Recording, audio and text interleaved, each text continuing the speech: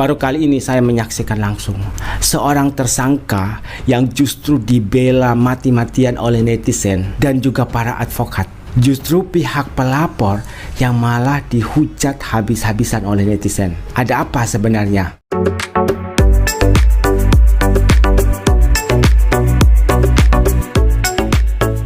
Yang memeriksa Dr. Reza Gladys, kenapa dia sampai memberikan uang itu? Yang keempat, Dr. Taubah Mufik. Yang kelima, Sheila Saukia.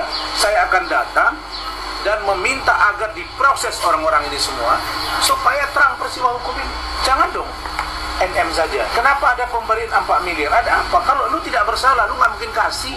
Kalau itu namanya uang tutup mulut, misalnya uang tutup mulut, kenapa harus disumpal mulutnya? Misalnya seseorang itu, kalau bukan karena ada something wrong. Sekaranglah saatnya untuk bersih-bersih dan semua penegak hukum bergerak, termasuk BP POM, untuk mengcross-check semua klinik kecantikan.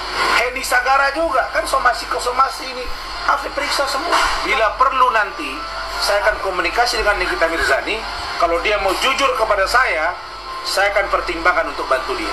Seharusnya uang yang dia terima itu, siapa yang memberikan? Nah, justru itu yang bisa berorientasi kepada TPPU. Motifnya dia kasih uang ke Nick Mary itu apa motifnya? Niatnya itu mesti dilihat gitu. Ya. Bisa jadi ngejebak kok, Bang? Ya bisa saja kan niatnya kelihatan di situ. Niatnya kelihatan. Uang, ya kan. Nah, dan itu kan beda kalau misalnya si Nick Mary itu kan tidak pernah berhubungan, tidak pernah kontek-kontek. Salah penetapan tersangka Nikita Mirzani ini sangat-sangat tidak pas. Jadi seorang tersangka belum tentu jadi salah, belum tentu. Mana tahu nanti pada saat pemeriksaan sebagai tersangka Nikita membongkar semua. Nah, apa modus dia menyerahkan uang 4M juga kan patut dipertanyakan nanti sama pihak kepolisian. Tidak pidana pencucian uang itu kan dia baca dulu rujukan ya. Syaratnya di situ apa sih yang kategorinya TPPU? Ya, mulai dari korupsi, ya, kemudian teroris dan segala macam, ya, prematur. Kalau prematur, lalu kalau dipaksakan, bagi saya itu pasal karet. Yang bersangkutan si pelapor juga dipidana. Itu aturannya. Jangan dibalik dong gitu. Si pelapor juga dipisah. Saya pastikan si pelapor bisa dipidana. Ntar gue masuk ke kuasa hukumnya Nikita, gue bela Nikita. Gue masuk, gue lawan tuh pengacara sono. Itu tidak secara spesifik bahwasannya pemerasan dan ancaman itu tidak dilakukan dengan memang sengaja dan secara langsung, tapi melainkan ada sebab akibat gitu, kronologi cerita yang perlu ditelusuri. Patut diduga ya, terkait pemilik skincare ini harap diperiksa, begitu juga produknya. Artinya ya kalau menurut saya Nikita Mirzani ini dijebak. Dugaannya dijebak ya banget. Ya, dugaannya dijebak. Kalau memang produknya ini nggak bermasalah, terus untuk apa dia ngasih duit gitu kan, uang tutup mulut? Toh ya silakan lah dia mau review seperti apa. Pasti si pelapor ini berkeyakinan bahwa produk yang dia hasilkan itu ya berarti produknya bagus kan? Ya. Nah kalau dia sudah membuat laporan, ada niat untuk membuat laporan polisi, terus kenapa dari dulu uangnya dikasih gitu? Kalau Kenapa dari awal? Iya, nggak dari awal. Dia sampai dicabut izinnya karena ada bahan-bahan berbahaya yang diduga masuk ke dalam produk yang sekarang di tangan para pengusaha skincare yang juga mungkin sudah dijual pada masyarakat. Karena si pengusaha skincare ini ya yang lagi rame, dia merasa dirinya mau diperas oleh Nikita Mirzani. Nah, pengusaha ini ngambil barangnya dari pabrik yang berkomunikasi dengan saya, yang curhat sama saya bahwa barangnya itu mengandung bahan berbahaya dan karena itulah izinnya dicabut. Kenapa kalian mesti takut barangnya direview oleh siapapun lah, mau sama Nikita, mau sama Doktin? Bicara soal Nikita Mirzani menerima uang sebesar 4M, justru di sini jadi pertanyaan besar. Kok dari pihak Reza Gladys menyerahkan uang sebesar itu 4M dengan tidak ada yang namanya barang yang diberikan oleh Nikita ataupun jasa? Ini kan jadi tanda-tanda besar. Apakah ada ada istilah itu, ada udang di balik batu. Lain, karena begini loh, ketika orang memberikan uang, ini kan sama aja ya, pemerasan. Kalau bicara pemerasan kan ini ada dua pihak ini, yang memberi dan yang menerima. Pasti ada komunikasi, ya. Dan kejahatan bukan berarti dilakukan oleh satu orang. Itu bisa dilakukan oleh pemberi uang tersebut. Jadi saya juga minta supaya pihak pemberi uang tersebut yang diduga adalah korban pemerasan tersebut untuk juga dilaporkan atau diperiksa. Kemudian Dr. Reza sebagai orang yang memberikan uang, kalau saya katakan itu menyuap. Jadi ada tekanan memeras, ada juga yang menyuap stadium. Di awalnya saya katakan jangan kita hanya berbicara kepada Niki Mirzani saja. Reza juga perlu diperiksa. Ya. Kan juga konyol, Mas. Misalkan Konyol. dilaporkan oleh pihak tersebut adalah pemerasan, tapi penjelasannya untuk menutup, membungkam lisannya dari saudara NM. Ini kan nggak match, Mas. Ini dikaji sebelumnya nggak kan begitu? Ini pasti ada sesuatu hal. Saya pikir Ada sesuatu hal. behind the scene ini ada apa? Pelapor diduga ada melakukan kesalahan Oke.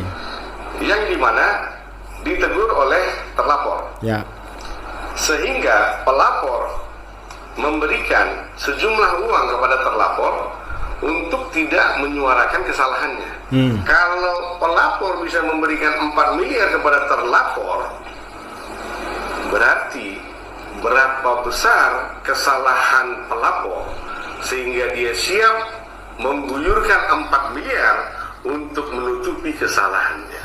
Ini akan sangat jauh untuk bisa diterapkan pasal TPPU Undang-Undang Nomor 8 tahun 2010. Kenapa Dr. Reza kasih uang? Itu yang harus diselidiki. Teman-teman, pahami ini, aduh. Pahami dikit dong, kata pengacaranya. Guys, ini fenomena yang menurut saya sangat langka. Baru kali ini ada kejadian gitu ya. Seorang tersangka tapi malah dibela oleh hampir seluruh masyarakat Indonesia. Bukan hanya masyarakat Indonesia, para advokat, ahli-ahli hukum yang mengerti soal hukum.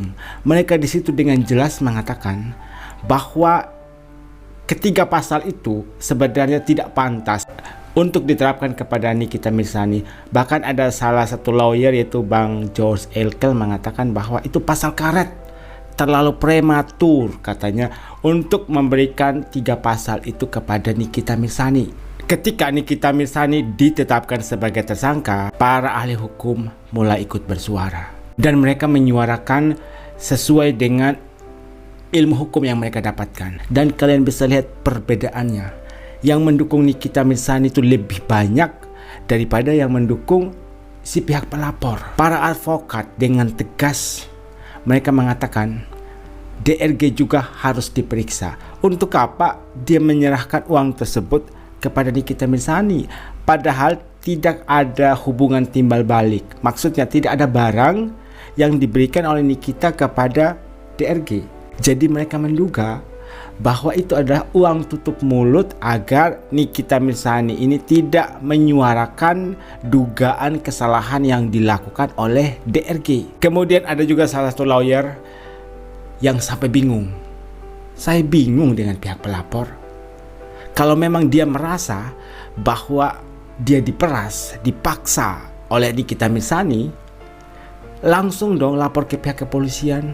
Dia kan seorang dokter, pastinya dia sudah mengerti soal hukum. Kenapa nggak langsung lapor? Kenapa ngasih uang dulu? Dan nggak cuma ngasih uang sih, direkam juga. Pembicaraannya direkam. Dan pada saat berbicara dengan pihak terlapor, kata-katanya itu benar-benar di-manage dengan baik gitu ya, agar apa yang diomongin itu baik-baik saja. Makanya kata pengacara ada indikasi bahwa Nikita Mirzani ini dijebak. Dan nanti kalau terbukti ada kompromi atau pemufakatan jahat dari DRG, justru nanti DRG ini yang terkena pasal, kalau tidak salah 88 KUHP, ancamannya itu 15 tahun penjara.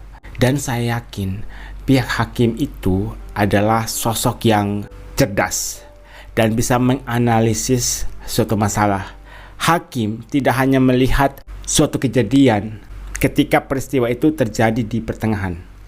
Mereka akan melihat dari awal, runut kejadian dari A sampai Z, itu pasti akan menjadi bahan pertimbangan dari pihak hakim. Dan kalau tidak salah saya pernah baca sebuah artikel gitu ya, bahwa opini publik juga menentukan keputusan hakim nanti. Opini publik bisa saja dari pihak advokat atau netizen. Dan kita tahulah sekarang mayoritas netizen dan advokat itu mendukung siapa? Nikita Mirzani. Kemudian ada istilah pemaksaan lah, pemerasan lah.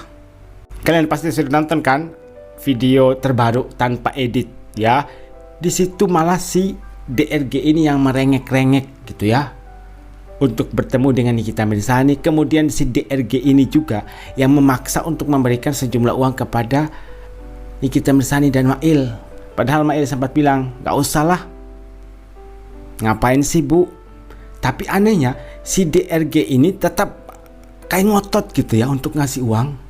Sebenarnya tujuannya apa? Makanya saya pernah bilang, apakah DRG ini terpaksa gitu ya untuk melaporkan Nikita Mirzani karena adanya desakan dorongan dari salah satu pihak yang istilahnya mengompori DRG untuk melaporkan Nikita Mirzani. Dan kalian sadar gak sih, akhir-akhir ini pihak pengacara dari DRG sudah jarang untuk nongol di media. Ada apa? Hal ini membuat netizen itu curiga. Ada apa?